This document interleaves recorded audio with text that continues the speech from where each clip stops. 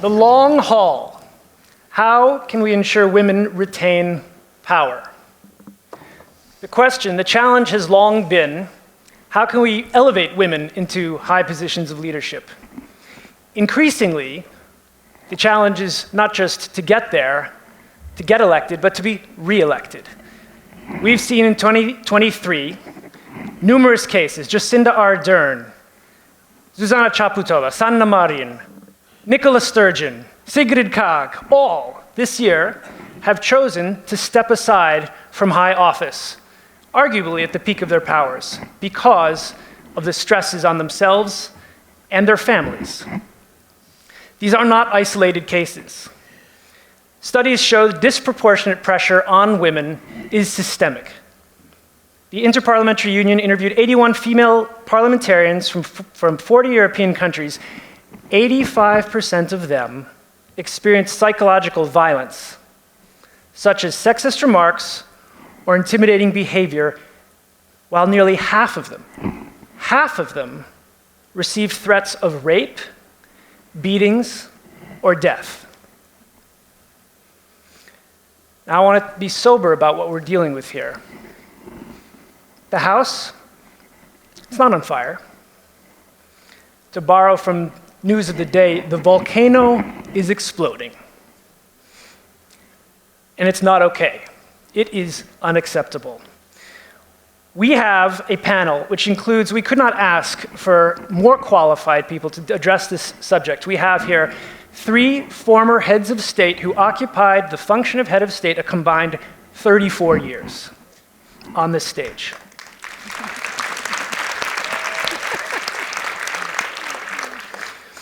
We have Tarja Halonen from Finland, Dalia Grybauskaitė from Lithuania, Simonetta Sommaruga from Switzerland, and joining me on stage as a non-former head of state, Laura Liswood, who has worked very closely with heads of government and state for 27 years.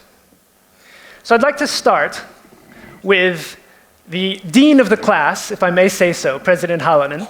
Yeah. You became president in the year 2000. That was before Facebook, before Twitter, before iPhones. Has the emergence of 24-hour social media meant that it was harder for Sanna Marin when she became prime minister in 2019 than when you had taken head of state office 2 decades earlier?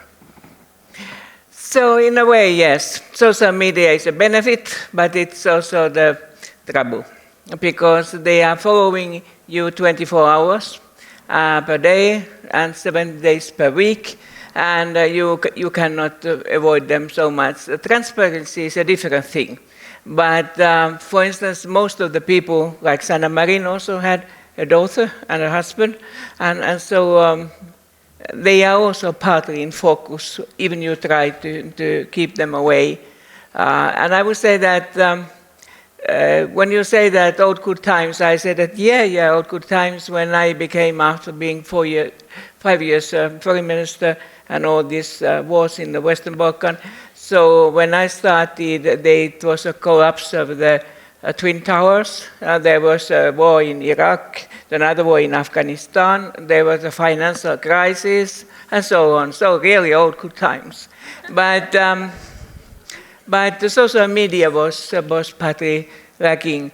And I say from my own experience that none of my children, I and my husband, we have a modern family, so we have had more mothers and fathers when we have had divorces and so, but we had 5 children, now we're alive 4, and we have 5 grandchildren. None of our children will be in the public political position. One of the grandchildren, yes. But I mean that they have seen also that how the pressure by the social media becomes all the time harder. And I will say concerning Sanna Marin, I don't know so well the New Zealand Prime Minister, but I think that let's wait for the while and see how Sanna will, how could I say, recover from all that. She's only 37 years old. Yeah, I mean that if she would be in the USA, she would have 1 generation still time to come back. But You know what I'd like to do is thank you for that response. Yeah, I don't know whether she wants, but I think that the former public politicians in Finland who has left the politics, they have done something very, how could I say, challenging, but less publicity work. Okay, thank you. President Grybauskaitė, one of the issues that came up as we were discussing this is in times of conflict, military conflict, as we are in now, do societies default to the stereotypical strong male leader more likely or not? What was your experience getting elected and then re-elected? I was re-elected in 2014 exactly after Crimea occupation. For Baltic states, that meant absolute direct threat from Russia. And I was re-elected practically without competition. Why? It's not about gender, really. It's about personality, how much you have courage to take responsibility for the security, for the better living of your people. And people, if they see that you can sacrifice even your private life and yourself, they will entrust you. And no matter what sex you are. So from this point of view, at least in my experience, there was no bias on gender, but there was bias on personality. So, and it should be noted, you have a black belt in martial arts. That was then I was younger. So but this helped me. The perception in society goes beyond you and goes in front of you. And I was not even intervening to change the perception about me. Everybody said that I'm Iron Lady, that I'm Iron Magnolia, whatever. I did what I did, but I was using this. I using on achieving the goals. Yes, I confess, I was using this. You touched on sacrifice, and President Sommaruga, I want to ask you about this because you made a really interesting point as we prepared for this discussion. You talked about the hate that is online that has caused many of these leaders, by their own admission, to step back from public life. You say 95% of it is created by 5% of the users. So talk a little bit about how can we flip that equation to be more favorable? Well, this number is from a research done in our country, in Switzerland, and I'm sure, we should not do as if social media have changed everything. Women politicians have been attacked earlier, before social media, but now social media maybe it's bigger and it's in a disproportionate way because, as you said, a few persons can make a picture that at the end you think everybody's against this person. And what I make is the difference between, I think, the attacks or hate speech for the parliamentarians especially can really put their life in danger. We know that. So I think for parliamentarians, really we need much more and better protection. As a prime minister, as presidents, I think on a physical way, we have better protection already. But what happens with social media, what can happen, is they try to isolate you. That every time you say something, you have a wave of hate, and of course all the comments in the internet, and then people think, oh yes, she's very isolated. I experienced that several times, that they try to isolate, because as a woman, as a president, prime minister, you are already in a very thin air. The air is very thin, and for women it's even thinner on that level. So it's easier to isolate somebody in already thin air. And I think there we need to have the legislation, and we have to change this discourse. And we have an interesting foundation in Switzerland for public discourse who want to change this 5% of users who create all that hate speech to have 5% of users who create the opposite of that. The love. Yeah, I think this is very important. And maybe a last sentence.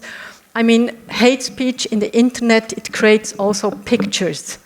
And images. This morning, what we heard by Michel, I'm sure that also this kind of pictures that women cannot lead, that women, especially when there is a war, they are out, they are drawn out, so they do not exist anymore in the public space. And I think there this kind of pictures we have to put out of the heads and have other pictures. And I think all the women leaders who are here, we have the possibility to create other pictures of women and have our diversity also, because women leaders can be very diverse. So it's interesting what you say about the thin air. It's lonely at the top, right? And it's those who would oppose us, if I can put it broadly, want to isolate and divide. Laura, help us think about this in a sort of structural way. Is this a trend? What can we do about it? Well, I think that what you're hearing has been around for a long time. I mean, even talking to the leaders, I mean, I've known President Halonen for 27 years, and we've heard these kind of things. What are we hearing? We're hearing tightrope bias. If I say it this way, I'm too strong, I'm too aggressive. If I say it this way, I'm too nice, I can't really be a leader.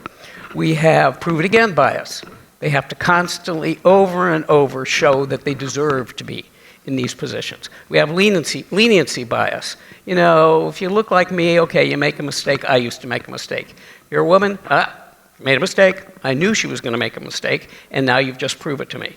And then we also have what we call sometimes the crumbling cliff situation. Just when the cliff is about to crumble, when the country's in crisis, okay, let's try a woman now. Right? Let her go out there. Well, because all the men are going, I'm not going to take that. Let's try a woman now. So we have these dynamics that are going on with women. Now, does social media amplify those dynamics? Sure they do. But, I think you probably already noticed some of the traits that the three of them have immediately shown. Sense of humor, okay. Relatively thick skin. Actually, all of them have a thick skin. Courage, and a passion for what it is that they're doing. And that's what keeps them in the game. So keep them in the game. President Halonen. In Finland, it's a 6-year term for president. So you served a full 6-year term. In some countries, that would be 2 terms already. But you served 6 years, you ran again, and you were reelected. How did you convince them that they shouldn't be tired of you? So, in a way, it seemed to be becoming a tradition in Finland that we have a direct vote, direct elections, so that people have to vote you personally in order to get the praise.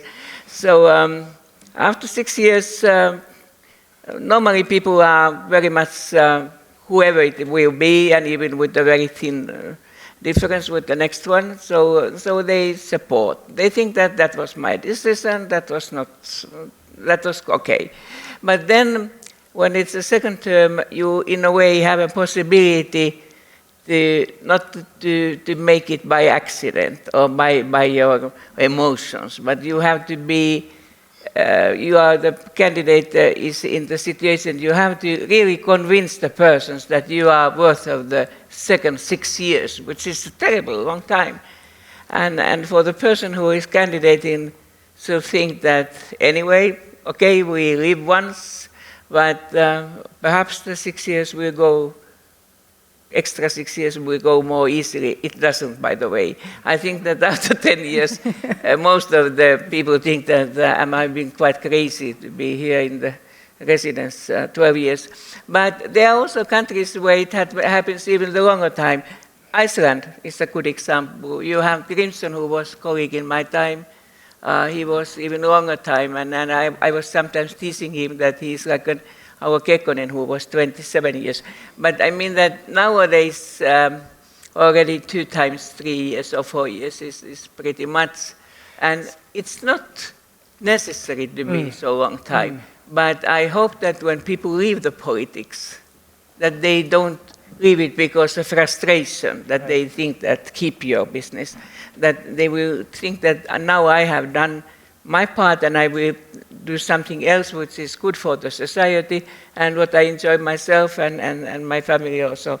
In that way, I think that the examples you mentioned, they are also somehow a little bit, they are the sad stories also that we have, they have worn out, at least for the moment now, too quickly. Yeah. It's only a 5-year term in Lithuania, yet you served it twice. So how badly did you want that second term? I didn't want to even face them. I never thought I became... That's the rule one. No, never say that you really want it. I never wanted to be a president. I never wanted to be a politician at all. But all my life, I was pushed somehow to the political positions. I became a minister, then I became a commissioner in the European Union, and then immediately, just by water flow, I became a president. Because people trusted me, people wanted me, and it's not about that. It's about my sense of responsibility. And I'm saying this, that this is the main feature of serious leader, supposed to be. Then I was asked by people, and I was elected 70-something% in the first term, in the first round. It was a deep economic crisis in Lithuania. And I was a budget commissioner in the European Union, and I thought that it is my responsibility to come back from large salary to 4 times lower salary, and to help during the crisis government, to help government to survive. Because we had social tensions on the streets, even the parliament windows were beaten by stones. And I decided that moment I am returning back. So that's how I, for myself, decided to go for president. Thank you. And people trust and they see by personal example that you can sacrifice, you are not thinking about yourself, and you're going just as to the cold water. And then the same with the second term. So you've talked about sacrifice, you've talked also here about responsibility. President Sommaruga, I want to ask you, there are many leaders in this audience, both in the room and online. They're not necessarily political leaders. They have a certain degree of power, and they take the responsibility seriously, and they will for as long as they feel they have the energy. What is your advice to leaders who are in positions of responsibility, not necessarily politicians, maybe it's in other fields, but what's your advice of how do they need to hold on? Not just for the sake of holding on, but for the responsibility. Well, I think you have to know why you do that. You have to have an inner compass. I think for me, I can't just tell for me, I don't have to give advice to these women here, they know what they want to do. But for me, it was to have an inner compass. And I think it's more important in politics because you are under pressure from all the parties, from everybody, and you have an inner compass what you want to achieve and why you do that. And for me, for example, it was very important when I came into government that I said I want, as a Minister of Justice, I want to improve the situation on equal pay. And all around me said, don't do that. You will never achieve. And then you will lose, and then you are a loser, and then it's finished.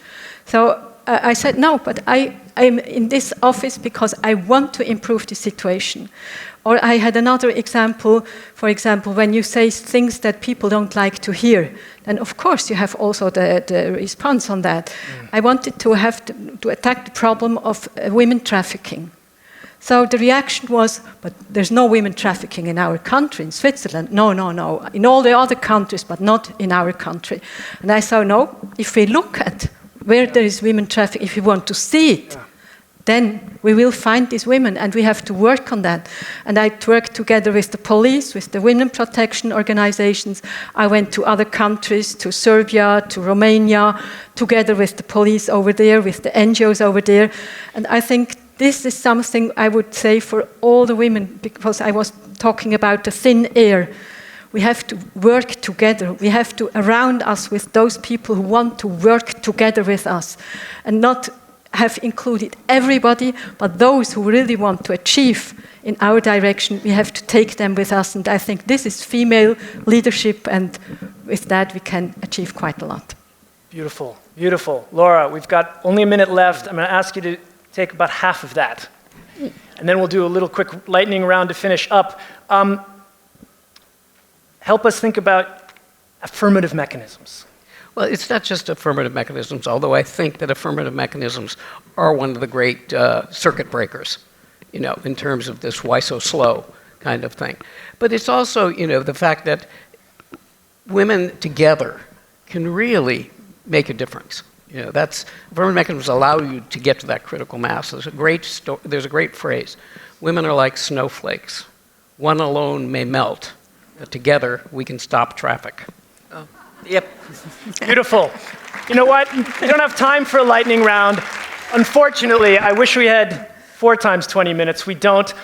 These are heroes, and I want you to join me in thanking them for their service. Thank you so very much.